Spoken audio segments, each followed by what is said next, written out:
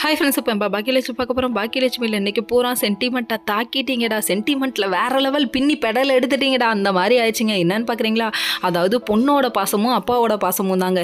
இவங்கள பீச்சில் நிற்க வச்சு எடுத்ததை பார்க்கணுமே. ஐயோ, இனியா லட்டு குமரி குமரி அழுவுறத பார்த்தா நமக்கே கொஞ்சம் 2 சொட்டு தண்ணி வந்துருச்சு. ஐயோ, இந்த அளவுக்கு அழுக வச்சுட்டாங்களே அப்படிங்கிற மாதிரி. இன்றைக்கி எத்தனை வீட்டில் எவ்வளோ பேர் அழுகுறாங்களோ தெரியலையே, அந்த ரேஞ்சுக்கு போயிடுச்சுங்க.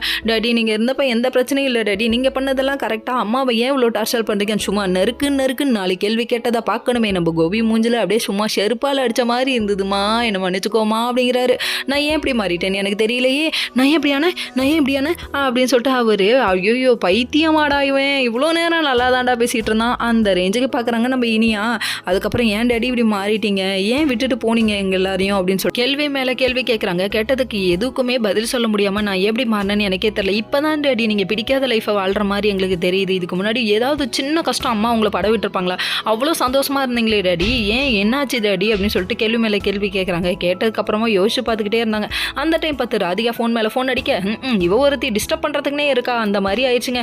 அதுக்கப்புறம் இவங்க ஃபோனை கட் பண்ணி விட்டாங்க. இன்னொரு பக்கம் நம்ம பாக்கியா ஃபோன் அடிக்க திடீர்னு அட்டன் பண்ணிட்டு இங்கே தான் இருக்காங்க அப்படி பார்க்கணுமே, அவ்வளோ சாஃப்டாக பேசுகிறாரு பாக்கியாட்ட. யாரா நீ, எப்பட்றா, எங்கடா இருந்த அப்படிங்கிற ரேஞ்சுக்கு போயிடுச்சுங்க.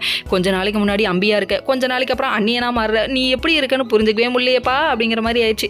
அதுக்கப்புறம் பாட்டி மறுபடியும் சண்டை போட ஆரம்பிச்சாங்க. பாக்கியாட்ட கேஸை வாபஸ் வாங்க